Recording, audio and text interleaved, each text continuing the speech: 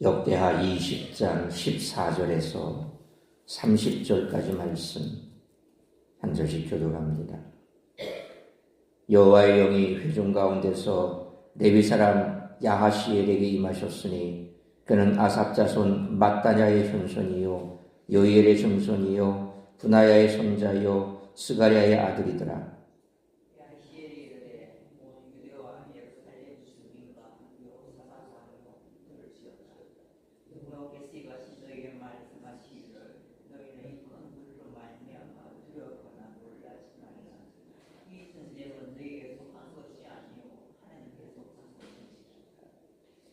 내일 너희는 그들에게로 내려가라. 그들의 시스 고개로 올라올 때에 너희가 골짜기 어기 여루엘들의 앞에서 그들을 만나려니와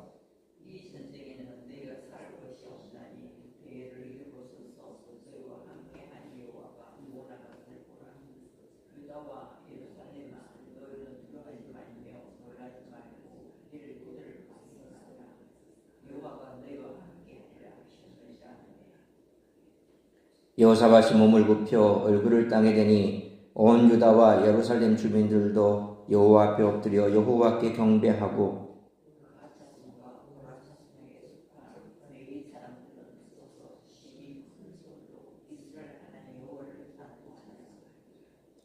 이에 백성들이 아침에 일찍 일어나서 드고아들로 나가니라. 나갈 때에 여호사밧이 서서 이르되 유다와 예루살렘 주민들아 내 말을 들을지어다. 너희는 너희 하나님 여호와를 신뢰하라. 그리하면 견고히 서리라. 그의 선지자들을 신뢰하라. 그리하면 형통하리라 하고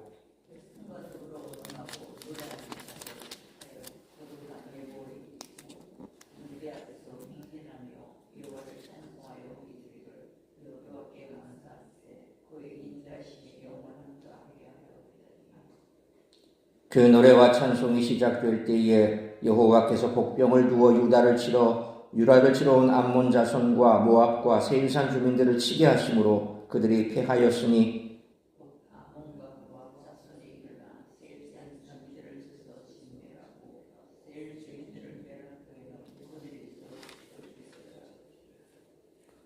유다 사람이 드을망대에 이르러 그 무리를 본즉 땅에 엎드러진 시체들 뿐이요 한 사람도 피한 자가 없는지라.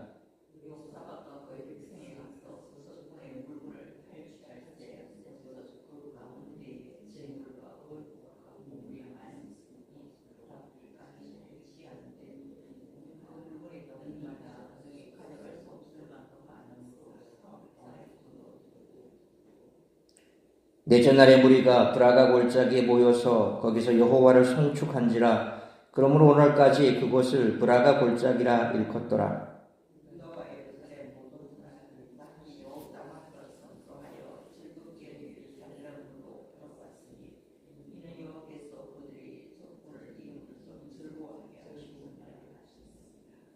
그들이 비파와 수금과 나팔을 합주하고 예루살렘에 이르러 여호와의 전에 나아가니라.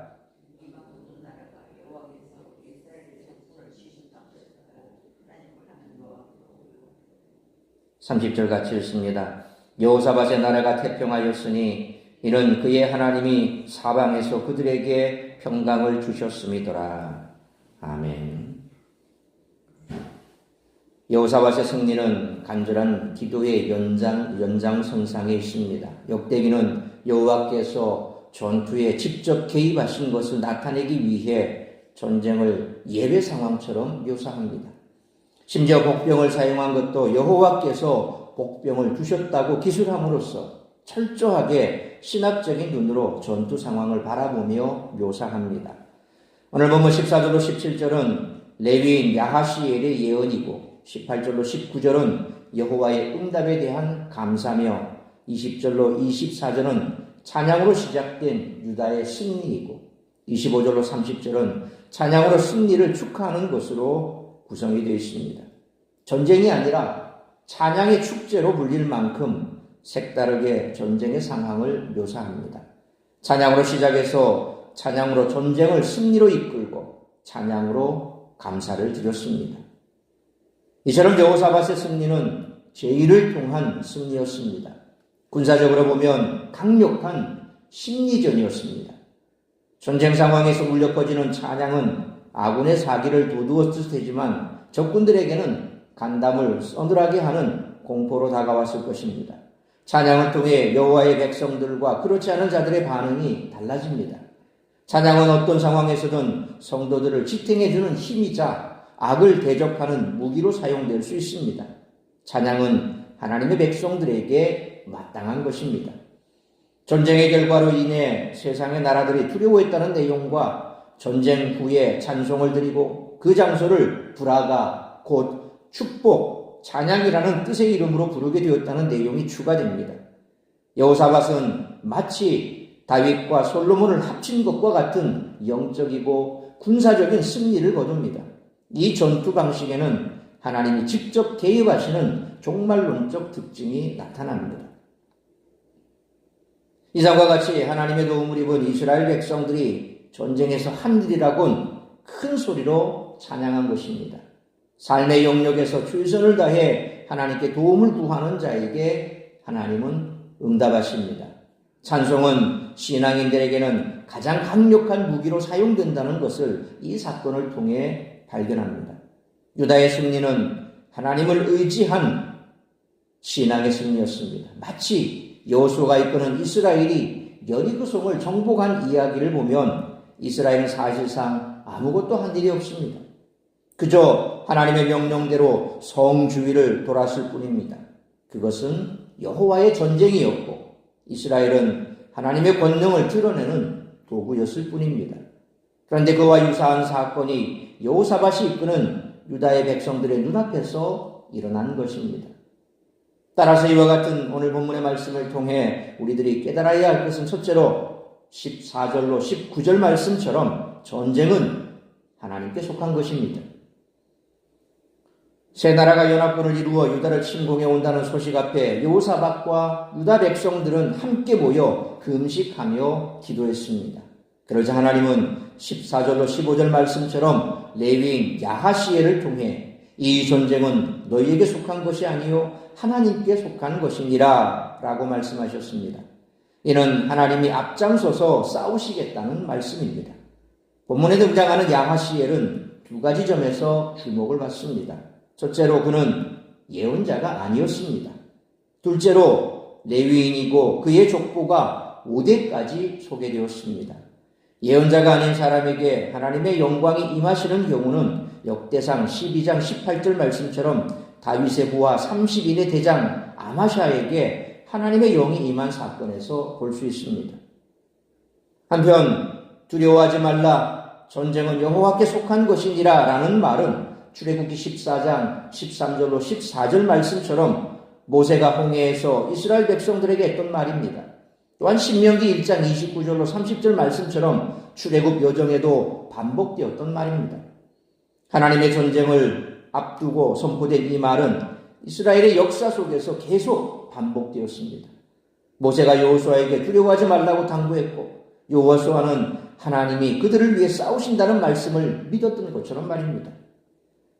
또한 하나님은 이스라엘 민족에게 그저 여리고성 주위를 돌라고 명령하셨던 것처럼 16절로 17절 말씀처럼 그저 대열을 이루고 서서 여호와의 구원을 보라고 말씀하십니다. 그래서 18절로 19절 말씀처럼 여호사밧과 유다 백성들은 대열을 갖추어 하나님을 찬양했습니다. 칼과 창과 병거를 앞세운 적군들이 몰려오고 있는데 하나님이 직접 싸우시겠다는 말씀을 믿고 찬양하는 모습은 놀랍습니다. 적군은 눈에 보이지만 하나님은 눈에 보이지 않기 때문입니다. 그럼에도 불구하고 하나님을 믿고 말씀에 순종할 때 하나님의 역사를 경험할 수 있습니다. 그러므로 전쟁은 하나님께 속한 것이므로 모든 것을 하나님께 맡기고 말씀에 순종하며 나아가는 우리 모두가 되시기를 축원합니다. 두 번째로 20절로 26절 말씀처럼 하나님을 의지하고 예배하며 찬양할 때 놀라운 역사가 일어난다는 것입니다.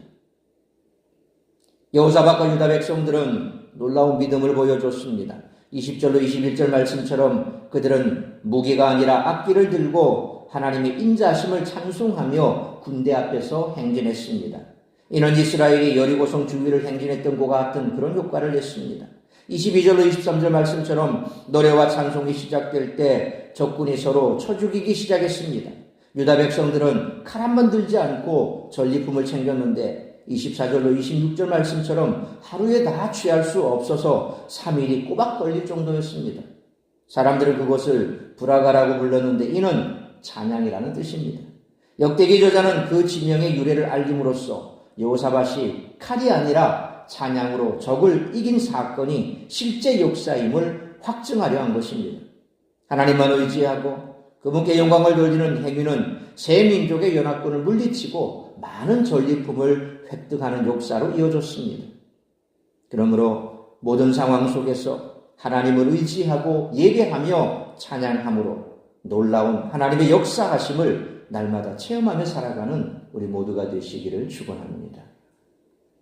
세 번째로 27절로 30절 말씀처럼 하나님을 의지하고 기도하면 평강을 누리게 된다는 것입니다. 적들을 모두 멸절하고 전쟁은 끝났지만 브라가 골짜기에서는 찬양은 멈추지 않았습니다. 27절로 28절 말씀처럼 유다와 예루살렘의 모든 사람들은 며칠 전에 금식하며 기도했던 성전으로 돌아와 승리로 인한 기쁨으로 찬양을 드렸습니다. 과거 가나안 정복 때 여리고 함락 소식이 그 주변 성읍들을 두렵게 했던 것처럼 여호사밧의 승리 소식은 그 주변의 모든 나라에게 두려움을 주었습니다. 그래서 29절로 30절 말씀처럼 유다를 칠 생각을 하지 못하게 했고 여호사밧이 통치하는 기간에 유다의 평강이 찾아왔습니다. 이것이 바로 하나님을 의지하고 기도하는 자가 누릴 수 있는 권세입니다. 그러므로 하나님을 의지하고 기도함으로 세상이 줄 수 없는 평강을 항상 누리며 살아가는 우리 모두가 되시기를 축원합니다. 사랑하는 성도 여러분, 우리는 매일 전전긍긍하며 어떻게 살아야 할까 고민하지만 하나님이 온 세상을 주관하고 계시기에 우리는 두려워하지 말고 우리에게 맡겨진 일에 충실하면 됩니다. 전쟁을 눈앞에 두고 어떻게 대응해야 할까를 고민하지 않고 하나님의 말씀대로 따랐을 때 승리를 얻었던 여호사밧과 유다 백성들처럼 각자의 삶의 자리에서 하나님을 믿고 간구하며 하나님을 높일 때 우리는 하나님이 이루실 승리를 경험할 수 있을 것입니다. 그러므로 전쟁은 하나님께 속한 것이므로 모든 것을 하나님께 맡기고 말씀에 순종하며 모든 상황 속에서 하나님을 의지하고 예배하며 찬양하고 기도함으로 놀라운 하나님의 역사하심을 날마다 체험하고 세상이 줄 수 없는 평강을 항상 누리며 살아가는 우리 모두가 되시기를 주님의 이름으로 축원합니다. 기도하겠습니다. 걸어가신 아버지 하나님, 은혜와 사랑을 감사합니다. 오늘도 이 새벽을 깨워 말씀으로 예배로 하루를 시작하게 하시니 감사합니다. 오늘 우리에게 주신 말씀처럼 이 땅을 다스리는 분은 하나님이십니다. 세상을 다스리는 권세자가 이 땅을 다스린 것 같지만 그러나 하나님이 다스리십니다. 내란의 밤도 지나가고 새벽이 찾아왔습니다. 백성들이 지나간 겨울 참 모질게 이 나라의 민주주의와 또 국가의 번영을 위해서 기도의 끈을 놓지 않고 차가운 아스팔트 위에서 그렇게 하나님의 뜻을 묻고 기도하며 나아갔던 그 시간이 이제 다시금 새날을 맞이하려고 하고 있습니다. 분명 하나님께서 마음에 합한 자를 이 땅 가운데 세워주실 줄로 믿습니다. 그가 누가 되었든 분명 그것은 하나님의 뜻 가운데 있는 줄로 믿습니다. 우리가 이와 같은 어려운 상황 속에서도 기도하며 찬송하며 나아가는 것은 바로 하나님께서 세상의 주관자이심을 믿는 믿음 때문에 그렇습니다. 믿는 자에게 능치 못할 일이 없고 믿는 자의 기도를 하나님은 결코 주님께서 외면치 아니하시고 우리의 작은 시름에도 귀를 기울이신다는 사실을 우리는 다시 한번 우리의 삶 속에서 체험하며 살아가고 있는 줄 믿습니다. 오늘도 나의 삶 속에 있는 여러 가지 많은 어렵고 힘든 문제와 또 고난과 고통 앞에서 우리가 절규하며 간절히 주님 앞에 부르짖어 기댈 때에 하나님께서 우리의 기도를 들으시고 응답해 주실 줄 믿습니다. 우리가 하나님 앞에 기도한 그 모든 기도의 제목들은 땅에 떨어져 소멸됨 없이 하나님의 때에 하나님의 방법대로 응답되는 줄 믿습니다. 오늘도 이런 믿음으로 하나님 앞에 기도하고 간구하며 나아가는 우리 사랑하는 성도들이 될 수 있도록 축복하여 주옵소서. 우리에게 있어 기도와 또한 하나님을 향한 믿음과 말씀대로 순종하고자 하는 그러한 순종이 하나님께서 우리에게 평강을 주시며 날마다 하나님의 놀라운 역사를 체험하게 하는 도구가 되는 줄 믿습니다. 오늘 이 한날도 나를 통하여 이루고자 하는 하나님의 뜻을 이루며 하나님 앞에 기도하고 간구하며 찬송하며 나아가며 승리하는 삶을 살아가는 우리 모든 성도들의 삶이 될 수 있기를 간절히 빌고 소원하오며 이 모든 말씀 우리 주 예수 그리스도의 이름으로 기도하옵나이다. 아멘.